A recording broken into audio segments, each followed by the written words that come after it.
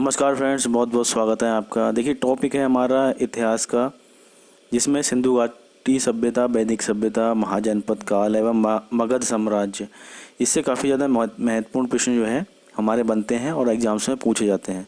तो वही सब प्रश्न इस वीडियो में डिस्कस करेंगे, तो बने रहेगा हमारे साथ वीडियो में अंत तक। मैं हूँ प्रेम शंकर, स्वागत करता हूँ आपका। तो देखिए, अगर आप पहली बार हमारा वीडियो देख रहे हैं, हमारे चैनल पर पहली बार विजिट कर रहे हैं, तो चैनल को सब्सक्राइब कर सकते हैं। सब्सक्राइब करने के साथ साथ एक बेल आइकन होगा, वो उसे प्रेस कर दीजिएगा, जिससे कोई भी नोटिफिकेशन आपका मिस नहीं होगा। जो भी वीडियो हमारे द्वारा डाला जाएगा वो आप तक उसका नोटिफिकेशन पहुंच जाएगा। तो देखिए, बेल आइकन जो है प्रेस कर दीजिएगा, साथ ही साथ चैनल को सब्सक्राइब कर दीजिएगा। चलते हैं आज के प्रश्नों की तरफ। देखिए, पहला प्रश्न आ रहा है, सिंधु घाटी सभ्यता के अंतर्गत विशाल स्नानागार किस नगर में पाए गए हैं? तो देखिए, मोहनजोदड़ो, लोथल, कलीबंगा या बनावली। तो देखिए राइट आंसर है मोहनजोदड़ो। तो देखिए हमारा ए ऑप्शन यहाँ पे करेक्ट है। मोहनजोदड़ो में जो है काफ़ी बड़े स्नानागार और अधिक संख्या में जो है पाए गए हैं। तो काफ़ी डेवलप था सिंधु घाटी सभ्यता का शहर मोहनजोदड़ो। तो याद रखना है आपको, मोहनजोदड़ो में विशाल स्नानागार जो है पाए गए। बढ़ते हैं अगले प्रश्न की तरफ। देखिए प्रश्न है, कौन सी सभ्यता अपने नगर नियोजन के लिए विश्व प्रसिद्ध है? देखिए प्रश्न एक बार फिर से पढ़ लीजिए। कौन सी सभ्यता अपने नगर नियोजन, यानी कि नगर में पूरी तरह से व्यवस्थाएं जो भी होती हैं, चाहे नालियों से संबंधित हो, नालियां पक्की हों बनी हुई, या रोड हो बना हुआ, तो ये सब जो है नगर के अंतर्गत आते हैं। तो ये एक तरह से व्यवस्थाएं होती हैं। तो नगर नियोजन के लिए विश्व प्रसिद्ध कौन सा जो है, कौन सी सभ्यता है? तो देख लेते हैं, चार ऑप्शन देख लेते हैं। सिंधु घाटी सभ्यता, मेसोपोटामियाई सभ्यता, फारस की सभ्यता, या उपरोक्त में से कोई नहीं। तो देखिए राइट आंसर देख लेते हैं, सिंधु घाटी की सभ्यता। तो देखिए हमारा ये ऑप्शन यहाँ पे करेक्ट हो जाता है। सिंधु घाटी की सभ्यता देखिए काफ़ी ज़्यादा डेवलप थी, काफ़ी ज़्यादा विश्व प्रसिद्ध थी अपने नगर नियोजन के लिए। वहाँ पे हर एक चीज़ जो है इस हिसाब से व्यवस्थित थी कि स्नानागार भी थे नहाने के लिए, तालाब भी थे पानी को स्टोर करने के लिए, साथ ही साथ चारागाह भी थे पशुओं के, जो है वहाँ पे पशु चरते थे जाके घास वगैरह को। साथ ही साथ रोड वगैरह, नाली वगैरह काफ़ी ज़्यादा पक्का था। तो इस हिसाब से जो है नगर नियोजन पूरी तरह से एक तरह से व्यवस्थित था। तो सभ्यता जो है विश्व प्रसिद्ध है अपने नगर नियोजन के लिए, सिंधु घाटी सभ्यता। बढ़ते हैं अगले प्रश्न के लिए। देखिए अगला प्रश्न आया, सिंधु घाटी सभ्यता में कालीबंगा किसके लिए विश्व प्रसिद्ध है? अब देखिए सिंधु घाटी सभ्यता में कालीबंगा जो शहर था वो किसके लिए प्रसिद्ध है? चार ऑप्शन देख लेते हैं। देखिए कपास की खेती के लिए, बंदरगाह के लिए, मिट्टी के पात्र के लिए, या सोने के आभूषणों के लिए। तो देखिए राइट आंसर चेक कर लेते हैं। राइट आंसर है मिट्टी के पात्र के लिए। यहाँ पे हमारा सी ऑप्शन बिल्कुल ही करेक्ट है, यानी कि सिंधु घाटी सभ्यता का शहर कालीबंगा जो है मिट्टी के पात्र के लिए जो है विश्व प्रसिद्ध है। बढ़ते हैं अगले प्रश्न की तरफ। देखिए अगला प्रश्न है, सिंधु घाटी सभ्यता में लोथल किसके लिए विश्व प्रसिद्ध है? तो देखिए अब बात हो रही है शहर लोथल की। सिंधु घाटी की सभ्यता के शहर लोथल की बात हो रही है, जिसके हमें बताना है कि वो किसके लिए विश्व प्रसिद्ध है। देखिए चार ऑप्शन देख लेते हैं फटाफट। देखिए कपास की खेती के लिए, बंदरगाह के लिए, मिट्टी के पात्र के लिए, सोने के आभूषणों के लिए। देखिए राइट आंसर देख लेते हैं बंदरगाह के लिए। देखिए बंदरगाह के लिए जो है लोथल विश्व प्रसिद्ध है, तो याद रखना है आपको। अगला प्रश्न देख लेते हैं। देखिए सिंधु घाटी सभ्यता के खोजकर्ता कौन थे? तो देखिए खोजकर्ता का नाम हमें बताना है। सिंधु घाटी सभ्यता के खोज जो है किसने की? चार ऑप्शन देख लेते हैं। A.L. बाथम, B.S. अग्रवाल, दयाराम साहनी, या इनमें से कोई नहीं। तो देखिए राइट आंसर देख लेते हैं। देखिए राइट आंसर है दयाराम साहनी। तो देखिए हमारे यहाँ पे सी ऑप्शन करेक्ट है। दयाराम साहनी द्वारा जो है सिंधु घाटी सभ्यता की खोज की गई, तो याद रखना है आपको। अगला प्रश्न देख लेते हैं। देखिए मोहनजोदड़ो का स्थानीय नाम था। देखिए मोहनजोदड़ो को और किस नाम से जाना जाता था? मृतकों का टीला, रेगिस्तान का टीला, सोने का टीला, या लकड़ी का टीला। देखिए राइट आंसर है मृतकों का टीला। देखिए ये ऑप्शन हमारे यहाँ पे करेक्ट है। देखिए कोई भी परिवर्तन होता है, यहाँ पे भी किसी तरह से परिवर्तन हुआ, काफ़ी विकसित शहर था, लेकिन जब भी कोई आपदा आई या फिर किसी कारणवश जो है यहाँ पे पूरा शहर जो है मिट्टी के अंदर दबा हुआ निकला, तो इसीलिए जो है यहाँ पे पूरी सभ्यता नष्ट हो गई। तो मृतकों का टीला एक दूसरा नाम इसे पुकारते थे स्थानीय नाम पे। बढ़ते हैं अगले प्रश्न की तरफ। देखिए हड़प्पा सभ्यता में कौन सी धातु नहीं पाई गई? हड़प्पा सभ्यता में कौन सी धातु नहीं पाई गई? 4 ऑप्शन देख लेते हैं। सोना, लोहा, चांदी या तांबा। राइट आंसर है लोहा। देखिए लोहा जो है हड़प्पा सभ्यता में नहीं देखा गया, बाकी सोना भी मिला, चांदी और तांबा, ये सब जो है हड़प्पा सभ्यता के लोग जो हैं इनसे परिचित थे, लेकिन लोहा जो है वहाँ नहीं मिला। तो अंदाज़ा लगाया जा सकता है कि लोहे से शायद वो परिचित नहीं थे, इसीलिए जो है हड़प्पा सभ्यता में ये धातु नहीं पाई गई। तो याद रखना है आपको। अगला प्रश्न देख लेते हैं। देखिए धौलावीरा सिंधु घाटी सभ्यता में क्यों प्रसिद्ध है? 4 ऑप्शन देख लेते हैं। बंदरगाह के लिए, जल संरक्षण के लिए, मिट्टी के पात्र के लिए, इनमें कोई नहीं। तो देखिए राइट आंसर है जल संरक्षण के लिए। शहर था धौलावीरा, तो ये किसके लिए प्रसिद्ध था? तो ये था जल संरक्षण के लिए प्रसिद्ध था। तो देखिए मैंने अभी आपके लिए प्रसिद्ध 3 तरह के बता दिए। मिट्टी के पात्र के लिए एक प्रसिद्ध, एक जल संरक्षण के लिए, एक बंदरगाह के लिए। तो ये भी आपको सब याद रखने हैं। अगला प्रश्न देख लेते हैं। देखिए मोहनजोदड़ो की सबसे बड़ी इमारत का नाम बताइए, यानी कि सबसे बड़ी इमारत कौन सी थी? 4 ऑप्शन देख लेते हैं। ग्रेट गैनरी, ग्रेट बाथ, आयताकार भवन या छायादार भवन। देखिए राइट आंसर है ग्रेट गैनरी। ये ऑप्शन यहाँ पे करेक्ट है। मोहनजोदड़ो की सबसे बड़ी इमारत का नाम जो है ग्रेट गैनरी है। देख लेते हैं अगला प्रश्न। देखिए किस हड़प्पा केंद्र के बारे में जाना जाता है कि मेसोपोटामिया के साथ उसका समुद्र व्यापार था? तो देखिए आप जानते ही हैं कि मेसोपोटामिया ये भी एक सभ्यता थी जो कि काफ़ी प्राचीन सभ्यताओं में से गिनी जाती है सिंधु घाटी सभ्यता के साथ। तो उस टाइम पे ये और सिंधु घाटी सभ्यता दोनों ही अस्तित्व में थी।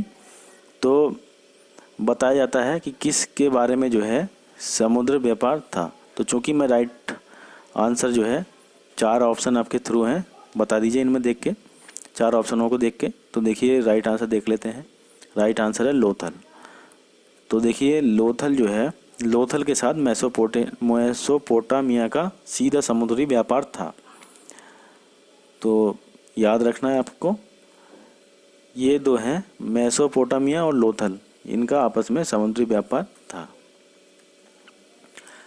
देखिए अगला प्रश्न आया, ऋग्वेद का कौन सा मंडल सोम को समर्पित है? देखिए भगवान सोम को कौन सा समर्पित है, कौन सा मंडल? तो देखिए 4 ऑप्शन देख लेते हैं। 9वां, 10वां, 8वां या 7वां। तो देखिए राइट आंसर है 9वां मंडल, यानी कि ये ऑप्शन हमारा करेक्ट है। अगला प्रश्न देख लीजिए। किस वेद में चमत्कार एवं मंत्रों का उल्लेख मिलता है? तो चमत्कार और मंत्रों का उल्लेख किस में मिलता है? तो देखिए ऋग्वेद, सामवेद, अथर्ववेद या यजुर्वेद। तो देखिए राइट आंसर है अथर्ववेद। हमारा सी ऑप्शन यहाँ पे करेक्ट हो जाता है। देखिए जितने भी चमत्कार हैं और चमत्कार से रिलेटेड और जादू से रिलेटेड, तो वो सब जो है अथर्ववेद के अंतर्गत मंत्र आते हैं। तो अगला प्रश्न देख लेते हैं।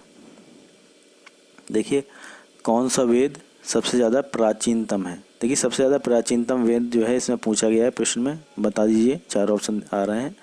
ऋग्वेद, सामवेद, अथर्ववेद या यजुर्वेद। तो देखिए राइट आंसर है ऋग्वेद। ऋग्वेद जो है सबसे ज़्यादा प्राचीनतम वेद माना गया है, यानी कि ये ऑप्शन यहाँ पे करेक्ट हो जाता है। देख लेते हैं अगला प्रश्न। देखिए कौन सा वेद धार्मिक अनुष्ठानों से संबंध रखता है? देखिए जब भी घरों में पूजन कार्य होता है, हवन हो, कीर्तन हो, कुछ भी, तो उनमें धार्मिक अनुष्ठानों में किस वेद से जो है अधिकतर मंत्र लिए गए हैं? तो देख लेते हैं चार ऑप्शन, ऋग्वेद, सामवेद, अथर्ववेद या यजुर्वेद। तो देखिए राइट आंसर है यजुर्वेद। देखिए यजुर्वेद से जो है अधिकतर मंत्र धार्मिक अनुष्ठानों के लिए लिए गए हैं। अगला प्रश्न देखिए, किस शास्त्र में दर्शन यानी कि फिलॉसफी का उल्लेख मिलता है? तो देखिए उस शास्त्र का नाम बताना है जिसमें फिलॉसफी यानी कि दर्शन शास्त्र, दर्शन का उल्लेख मिलता है। चार ऑप्शन देख लेते हैं, उपनिषद, सामवेद, अथर्ववेद, यजुर्वेद। राइट आंसर है उपनिषद। देखिए उपनिषद जितने भी हैं उन सब में जो है दर्शन का यानी कि फिलॉसफी का उल्लेख मिलता है, तो याद रखना है ये आपको। देख लेते हैं अगला प्रश्न। देखिए वैदिक साहित्य की रचना किस काल में हुई है? प्रश्न है वैदिक साहित्य और रचना जो है किस काल में हुई है वैदिक साहित्य की। चार ऑप्शन देख लेते हैं, 3500 ईसा पूर्व से 2500 ईसा पूर्व के बीच, 2500 ईसा पूर्व से 2000 ईसा पूर्व के बीच, 1500 ईसा पूर्व से 1000 ईसा पूर्व के बीच, या 3500 ईसा पूर्व से 2000 ईसा पूर्व के बीच। तो देखिए राइट आंसर है हमारा 3500 ईसा पूर्व से 2500 ईसा पूर्व के बीच, यानी कि ए ऑप्शन यहाँ पे करेक्ट है। तो देखिए वैदिक साहित्य की बात करें तो काफ़ी ज़्यादा प्राचीनतम है और ये ईसा पूर्व की तिथियां हैं, यानी कि 3500 ईसा के जन्म से 3500 से लगभग 2500 ईसा के जन्म से पूर्व की बात है जब वैदिक साहित्य की रचना का काल ये माना गया है, तो काफ़ी प्राचीनतम है। अगला प्रश्न देख लेते हैं। देखिए ऋग्वेद में सबसे प्रमुख देवता कौन है? ऋग्वेद में सबसे प्रमुख देवता कौन है? चार ऑप्शन है, इंद्र, अग्नि, पशुपति या विष्णु। तो देखिए राइट आंसर है इंद्र। देखिए इंद्रदेव में प्रधान यानी कि प्रमुखता से जो देव की आराधना होती है वह है इंद्र, यानी कि इंद्र जो है ऋग्वेद में सबसे प्रमुख देवता हैं। अगला प्रश्न देखिए, कौन से बौद्ध ग्रंथ में 16 महाजनपदों का उल्लेख मिलता है? चार ऑप्शन देख लेते हैं। देखिए अंगुत्तर निकाय, विनय पिटक, दीघ्र निकाय या इनमें से कोई नहीं। तो देखिए राइट आंसर हमारा जो है अंगुत्तर निकाय। अंगुत्तर निकाय जो है ये बौद्ध ग्रंथ में जो है 14 महाजनपदों का उल्लेख मिलता है, तो याद रखना है आपको अंगुत्तर निकाय में 16 महाजनपदों का उल्लेख मिलता है।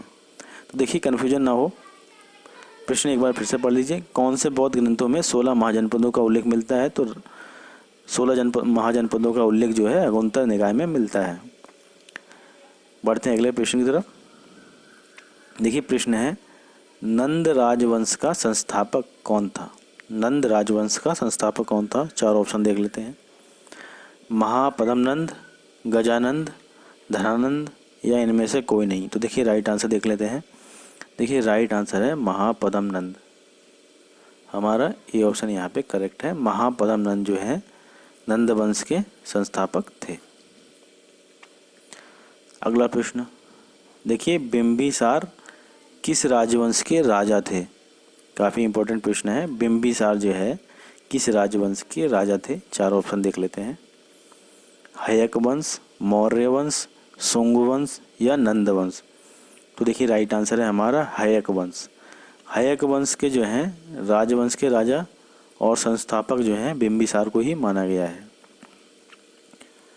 देखिए बात करें बिंबिसार के पुत्र की, तो देखिए बिंबिसार के पुत्र का नाम जो है अजातशत्रु था और जो कि काफ़ी फेमस थे, हयक वंश के राजा।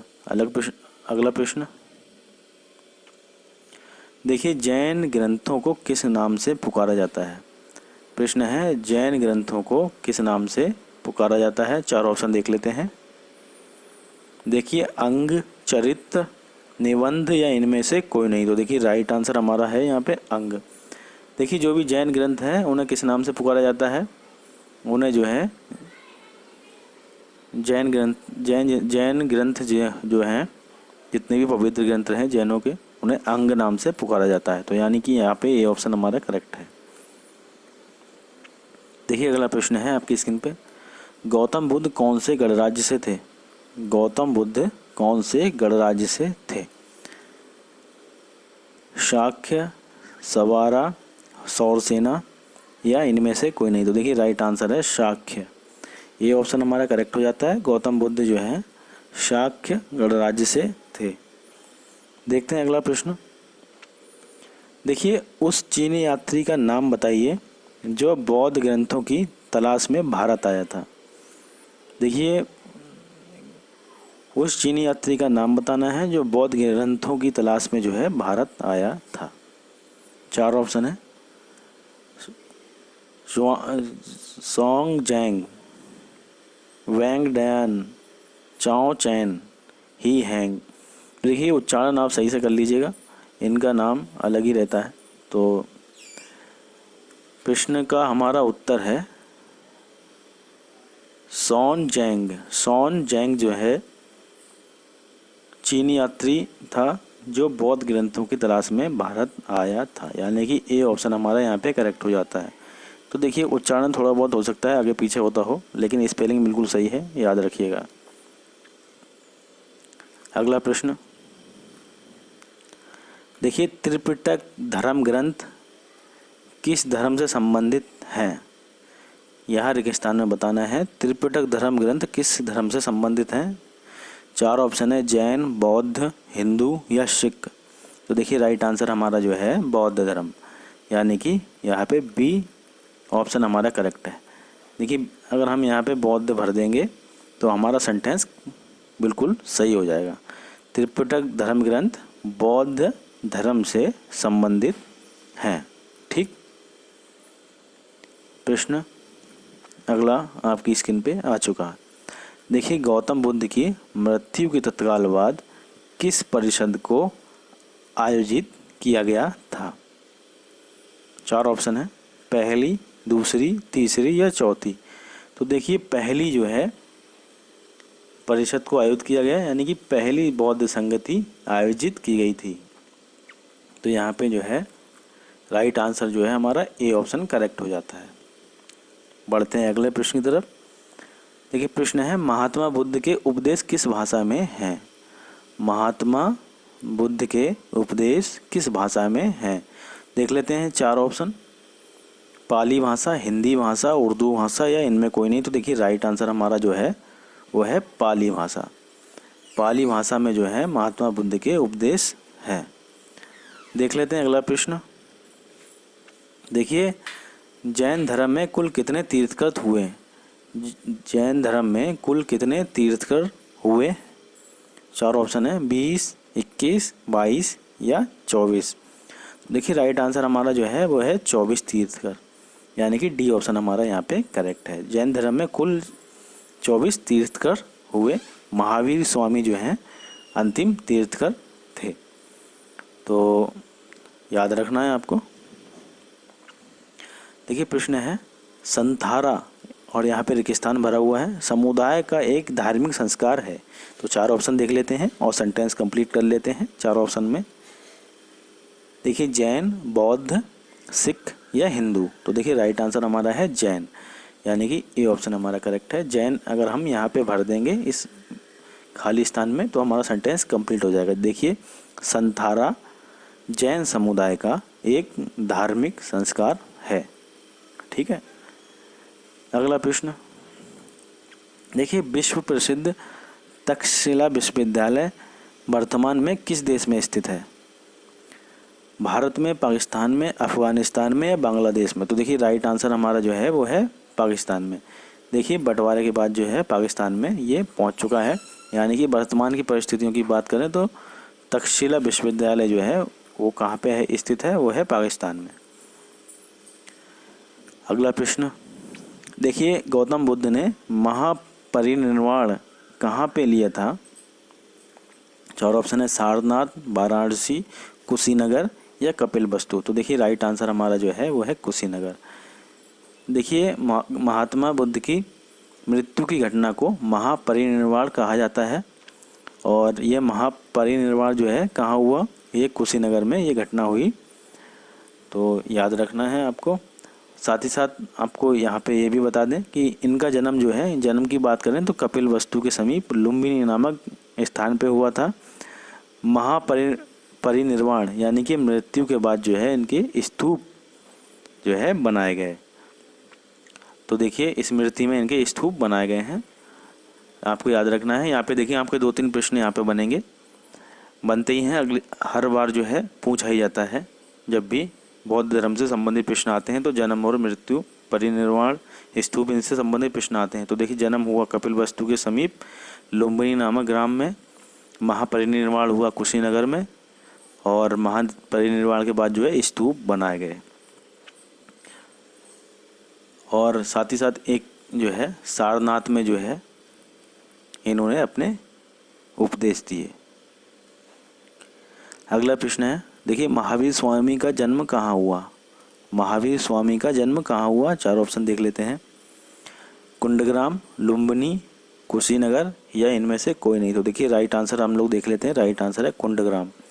ये ऑप्शन यहाँ पे करेक्ट है, महावीर स्वामी का जन्म जो है कुंडग्राम में हुआ।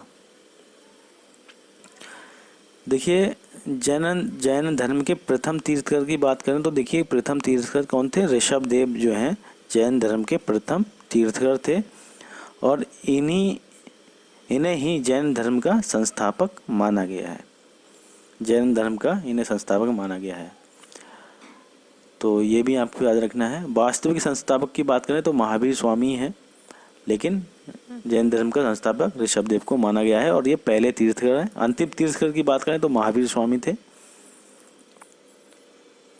अगला प्रश्न, देखिए गौतम बुद्ध द्वारा धर्मोपदेश कहाँ दिए गए। सारनाथ में, वाराणसी में, कुशीनगर में या कपिलवस्तु में। राइट आंसर है सारनाथ में। देखिए अभी मैंने कुछ देर पहले ही आपको बताया, गौतम बुद्ध द्वारा जो है धर्म उपदेश कहाँ दिए गए, वो सारनाथ में दिए गए। देखिए सारनाथ में जो भी उपदेश दिए गए इनको धर्म चक्र प्रवर्तन कहा गया। तो याद रखना है आपको, सारनाथ में दिए गए उपदेशों को धर्म चक्र प्रवर्तन कहा गया। तो देखिए इंपॉर्टेंट प्रश्नों का वीडियो हमारे यहाँ पर संपन्न होता है। अगर आपने पूरा वीडियो देखा है तो उम्मीद है आप इसका लाभ लेंगे। साथ ही साथ इसमें जो भी प्रश्न हमने सम्मिलित किए थे वो सब प्रश्न इम्पॉर्टेंट थे, अच्छे लेवल के थे और आपको इनसे फ़ायदा मिलेगा एग्ज़ाम्स के समय पे। तो पूरा वीडियो देखा होगा तो आपने ज़रूर लाभ लिया होगा। साथ ही साथ अगर आप हमसे जुड़ना चाहते हैं तो चैनल को सब्सक्राइब कर सकते हैं। वीडियो पसंद आया हो तो लाइक कर दीजिएगा, वीडियो बुरा लगा हो तो डिसलाइक कीजिएगा। एक्टिविटी आप ज़रूर दीजिएगा अपनी ओर से। और अगर आप किसी व्हाट्सएप ग्रुप से जुड़े हुए हैं या टेलीग्राम ग्रुप पे हैं तो उसमें वीडियो हमारा शेयर कर दीजिएगा। तो इतना काम करना है, लाइक करना है, सब्सक्राइब करना है और चैनल को जितने भी वीडियो हैं उनको शेयर भी कर दीजिएगा। तो समय बहुमूल्य है, सदुपयोग करें। बहुत बहुत धन्यवाद आपका।